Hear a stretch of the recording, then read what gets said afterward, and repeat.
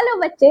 तो आज मैं आपको बताने वाली हूँ आईआईटी आई मीन टू से कि उसको करने के लिए जो मेरा एग्जाम है that is JEE mains plus advance, उसको जब हम तैयार करेंगे तो उसका सिलेबस क्या है मैम ये तो बता दो। पिछली वीडियो में आपने सब कुछ बताया था कि आईआईटी क्या होता है, जेई मेंस और एडवांस क्या होता है, कितने सवाल आते हैं, कितने दिन पेपर चलता है, कहाँ होता है, कितनी आईआईटी है, सब कुछ आपने बताया। लेकिन अब हम एग्जाम करना चाहते हैं एंड उसकी तैयारी करना चाहते हैं, तो अब आप ये बताओ कि उसका सिलेबस क्या है। तो स्टूडेंट्स चलिए जुड़ जाइए मेरे साथ। अब मैं आपको एक्सप्लेन करती हूँ पूरा सिलेबस इस एग्जाम का। तो बच्चे देखो, सबसे पहले तो मैं आपको बताऊं कि जो हमारी केमिस्ट्री है उसको हमने डिवाइड किया है इनटू 3 पार्ट्स। ऑलरेडी वो डिवाइडेड है, that is physical, inorganic and organic. So students, chemistry is divided into 3 subjects, that is physical, inorganic and organic. तो स्टूडेंट सबसे पहले मैं आपको समझाती हूँ फिजिकल केमिस्ट्री। तो बच्चे देखो, फिजिकल केमिस्ट्री में क्या क्या पार्ट है जो मेरे को पढ़ना है फॉर मेंस प्लस एडवांस। तो बच्चे सबसे पहली यूनिट है that is some basic concepts in chemistry. ये चैप्टर इतना इंपॉर्टेंट है, आई मीन टू से बच्चे ये चैप्टर जो है इसको अपन शॉर्ट में ना मोल कंसेप्ट भी कहते हैं। तो ये चैप्टर सिर्फ फिजिकल का नहीं है। एक्चुअली अब जेई मेंस क्या कर रहा है कि जेई मेंस इस चैप्टर को मिक्स करके देता है ऑर्गेनिक केमिस्ट्री के साथ, कभी कभी इनऑर्गेनिक के साथ भी वो मिक्स कर रहा है। एक्चुअली स्टूडेंट्स अब क्वेश्चन ना सीधे सीधे नहीं आते, क्वेश्चन आते हैं मिक्सिंग बाय मिक्सिंग 2 और 3 चैप्टर्स टुगेदर। ठीक है, तो उसके लिए we have to study some basic concepts of chemistry very nicely. हमारे कॉन्सेप्ट्स क्लियर होने चाहिए। बच्चे आप जहां से भी पढ़ रहे हो, ऑनलाइन से पढ़ रहे हो, ऑफलाइन से पढ़ रहे हो, प्लीज इस चैप्टर को ध्यान से पढ़ना। ठीक है, एंड मैं भी इसी चैनल पे पूरी फुल केमिस्ट्री कवर कराने वाली हूँ। उसमें फिजिकल, ऑर्गेनिक, इनऑर्गेनिक तीनों में पढ़ाऊंगी। कल मैंने ऑलरेडी ट्रेलर अपलोड किया था, तो कल से ही क्लासेस शुरू है और उन सीरीज का भी हमने नाम दिया था, that is 0 to hero series. तो बच्चों ये सीरीज कल से मैं पढ़ाऊंगी इसी चैनल पे। ठीक है, कंप्लीट केमिस्ट्री। तो बच्चे आप चाहे मुझसे पढ़े या कहीं से भी पढ़े, in short the conclusion is इस चैप्टर को ध्यान से पढ़ें। Student second chapter we have is your atomic structure. Extremely important. देखो बहुत सारी चीजें हैं जहां से इस साल 2026 में जनवरी में बच्चे बोहर कॉन्सेप्ट से, बोहर मॉडल के बहुत सारे सवाल यहाँ से आए थे। Apart from that photo electric effect very important, Bohr already बहुत इंपॉर्टेंट है, de Broglie wavelength, Heisenberg uncertainty principle, quantum mechanical model. मतलब इस चैप्टर की सारी चीजें बहुत ज्यादा जरूरी है। Aufbau principle, Pauli's principle, Hund's rule, electronic configuration, everything. Next we have unit 3 which is chemical bonding and molecular structure. बच्चे देखो मैं ना ये भी बताती चलती हूँ कि पर चैप्टर कितने कितने क्वेश्चन आते हैं। तो बेसिक कॉन्सेप्ट ऑफ केमिस्ट्री लगा लो आप, लगभग 1 question, atomic structure 1 question, chemical bonding and molecular structure ये इनऑर्गेनिक केमिस्ट्री का चैप्टर है, बट ये एनटीए वालों ने यहाँ पे फिजिकल केमिस्ट्री में डाला हुआ है। कोई बात नहीं, चैप्टर तो लिखा है, इट्स ओके। बच्चे chemical bonding extremely very important chapter. ये चैप्टर पूरी आपकी केमिस्ट्री को समझने का एक पूरा बेस तैयार करता है। अगर आप ये चैप्टर छोड़ते हो या आपको कमजोर है ये चैप्टर, तो भाई पूरी केमिस्ट्री में आपको दिक्कत होने वाली है, आप ये समझ लो। तो लगभग इसके 2 सवाल आ जाते हैं। देखो कितनी सारी चीजें हैं जो यहाँ से सवाल आते हैं। आयनिक बॉन्डिंग है, आयनिक कोवलेंट बॉन्ड्स हैं, covalent bonding, VFCPR, फजान्स rule, quantum mechanical model, VBT और MOT extremely important, metallic bonding, hydrogen bonding, बहुत ज्यादा सवाल आता है हाइड्रोजन बॉन्डिंग से। देखो बॉन्ड ऑर्डर, बॉन्ड लेंथ, ये भी बहुत ज्यादा पूछता है। Type of molecular orbital. तो ये चैप्टर ना अपने आप में कंप्लीट चैप्टर है, आई मीन पूरी केमिस्ट्री इसके अंदर इंक्लूडेड है। Next chapter students we have unit 4 जिसके अंदर आ जाता है थर्मोडायनामिक्स या केमिकल थर्मोडायनामिक्स। तो बच्चे जो थर्मोडायनामिक्स है मैं आपको बताऊं सबसे पहले तो कि थर्मोडायनामिक्स भी कि इसके अंदर एक तो थर्मोडायनामिक्स तो अपन पढ़ते ही हैं, लेकिन स्टूडेंट्स इसका एक और पार्ट है विच इज थर्मोकेमिस्ट्री। ये भी अपने को पढ़ना है, थर्मोकेमिस्ट्री। ठीक है, तो इनसे भी आप लगा लो 1 से 2 सवाल आ जाता है जेई मेंस में। ठीक है, सॉल्यूशंस चैप्टर इंडिपेंडेंट चैप्टर है, अच्छा चैप्टर है भाई, बहुत इंपॉर्टेंट है फिजिकल केमिस्ट्री पूरी। एक एक सवाल यहाँ से लगा लो। Then we have unit 6 which is equilibrium. तो स्टूडेंट्स इक्विलिब्रियम फर्दर इसमें ना यहाँ पे सिर्फ इक्विलिब्रियम लिखा है, but actually equilibrium is divided into two complete chapters, that is एक तो केमिकल इक्विलिब्रियम पढ़ते हैं इसके अंदर, और एक पढ़ते हैं आयोनिक इक्विलिब्रियम। ठीक है, वेरी इंपॉर्टेंट चैप्टर। देखो आज से कुछ साल पहले जब मैंने पेपर दिया था तो उस समय पे ना ऐसा होता था कि आप इसको छोड़ सकते हो, इस एग्जाम को, आई एम सॉरी, इस चैप्टर को। बट स्टूडेंट्स अब तो इंटरकनेक्टेड क्वेश्चंस आते हैं, तो इससे भी आते हैं, पहले इससे इतने नहीं आते थे बट अब आते हैं, तो प्लीज उसको ध्यान से पढ़े, ध्यान से, ठीक है। चलिए देखो यहाँ पे लिखा भी है इन्होंने आयनिक इक्विलिब्रियम। चलो अगला चैप्टर है unit 7 that is redox reaction. बच्चे ये एक इंडिविजुअल चैप्टर होता है, इलेक्ट्रोकेमिस्ट्री ये भी एक इंडिविजुअल चैप्टर है, ये दो अलग अलग चैप्टर्स है मेरे, ठीक है, वेरी इंपॉर्टेंट, एक एक सवाल। Then we have unit 8 which is chemical kinetics. ठीक है बच्चे, ये भी यहाँ से भी एक सवाल आता है, जरूरी है, अच्छा चैप्टर है, पढ़ेंगे तो बड़ा इंटरेस्ट लगेगा।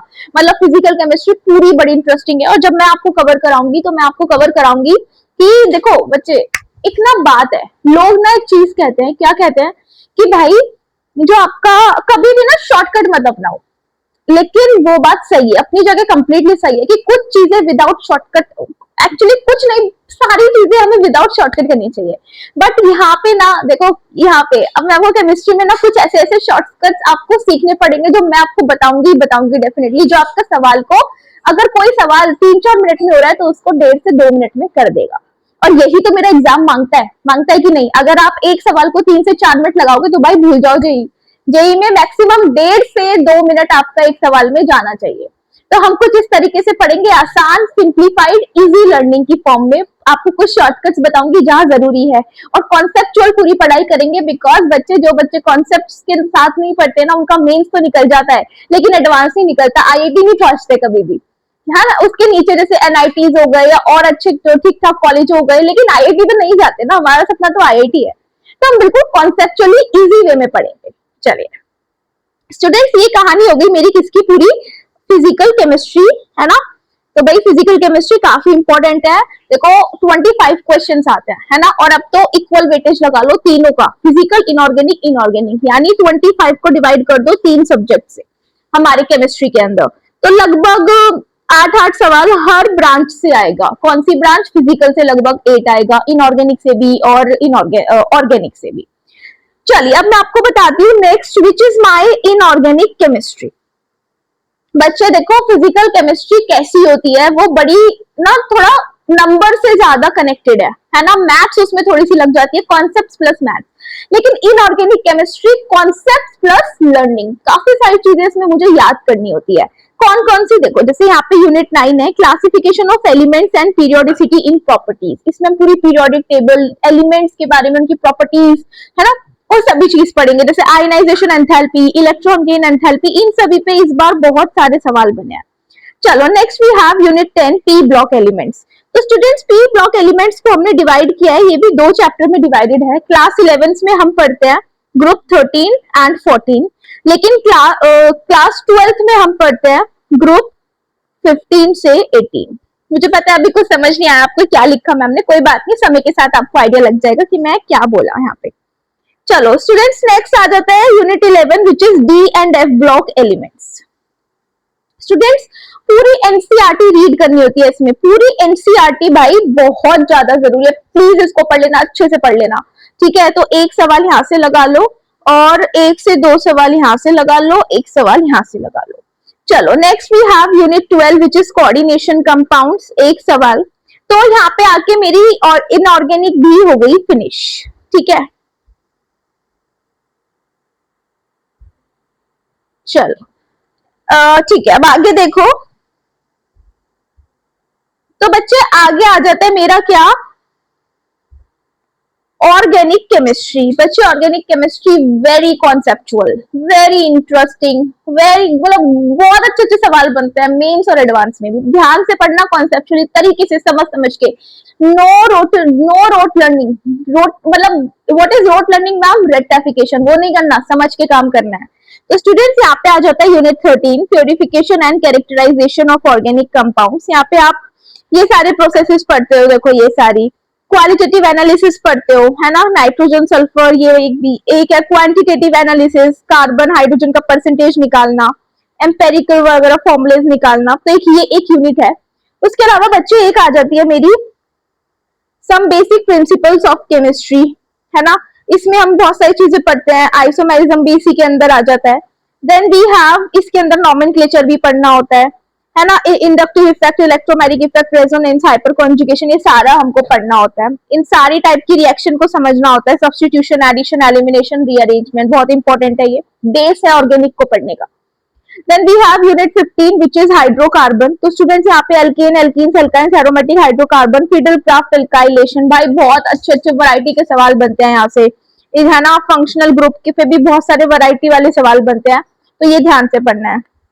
Then we have unit 16 organic compounds containing halogens. बच्चे ये एनसीईआरटी में एमीन्स नाम से ये चैप्टर है, ठीक है, यहाँ से भी आप 2 सवाल लगा लो, है ना, एक सवाल 2 लगा लो यार, एक्चुअली मैं ये कैसे बता रही हूँ, यहाँ से एक लगा लो, यहाँ से एक लगा लो।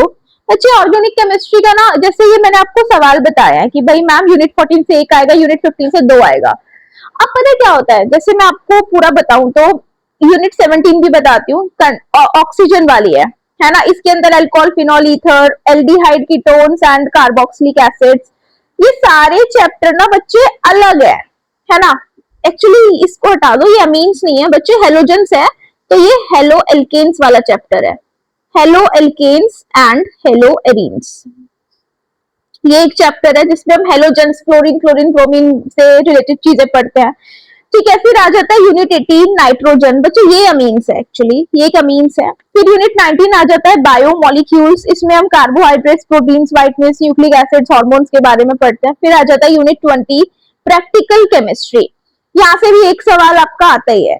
हाँ, तो मैम आप क्या कह रहे थे, तो स्टूडेंट्स में ये चीज बोलना चाह रही थी कि अब ना जैसे हमने देखा कि भाई यूनिट 15 नहीं, 14 नहीं, 13, यस 13 से लेके हमने टोटल 20 यूनिट्स ऑर्गेनिक में देखी है।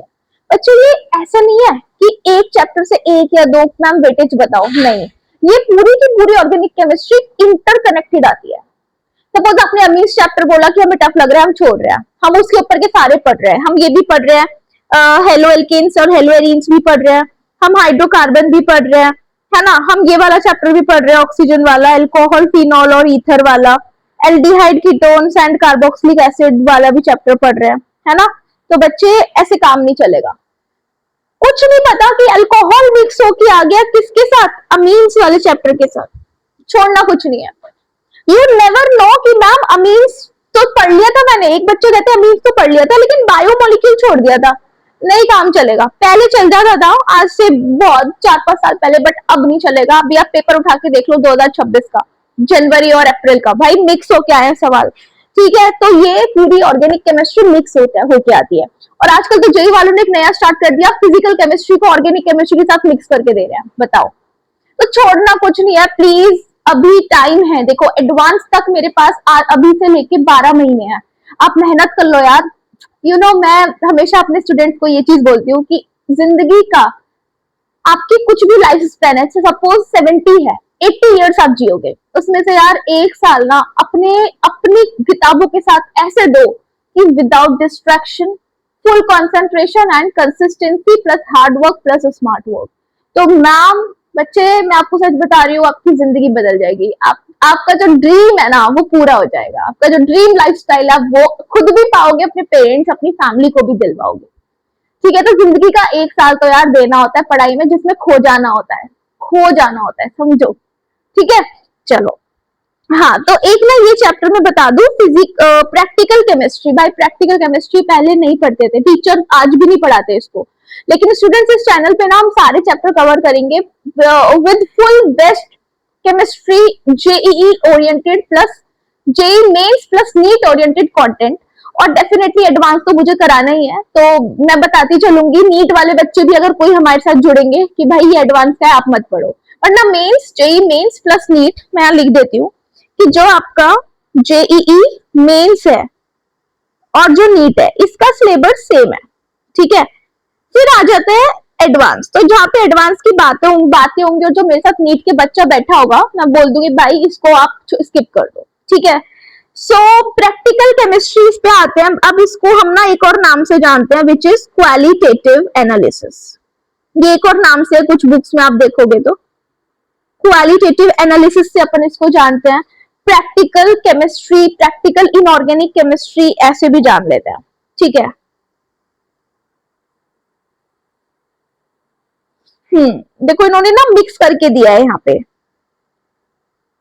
चलिए ठीक है, देखो कैटायंस और एनायंस ये सभी अपने को पढ़ने होते हैं। या आप जो बच्चे 12th कर लिए होंगे उन्हें आइडिया भी होगा, 11th में स्कूल में भी एक लैब में प्रैक्टिकल होता है कैटायन और एनायन को एनालाइज करना, सॉल्ट एनालिसिस जिसको बोलते हैं, ठीक है। चलो तो स्टूडेंट्स यहाँ तक तो मेरा हो गया पूरा ऑर्गेनिक केमिस्ट्री।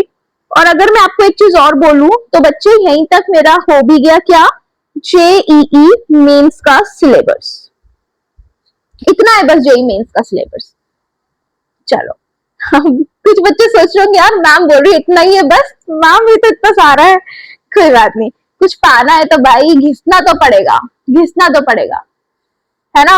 अगर सूरज बनना है ना तो सूरज की तरह जलना भी सीखना पड़ेगा। चलो अभी आते हैं जेई एडवांस और सिलेबस पे। तो भाई जेई एडवांस में ना देखो मैं एक बात बताती हूँ। पहले ना जो जेई एडवांस में जो कुछ चैप्टर्स बताऊंगी पहले मेंस में भी आते थे आज से कुछ साल पहले, लेकिन फिर एनटीए, एनटीए क्या बोलते हो मैम आप बार बार बच्चे, it is national testing agency. यही आपका जेई मेंस कंडक्ट कराता है।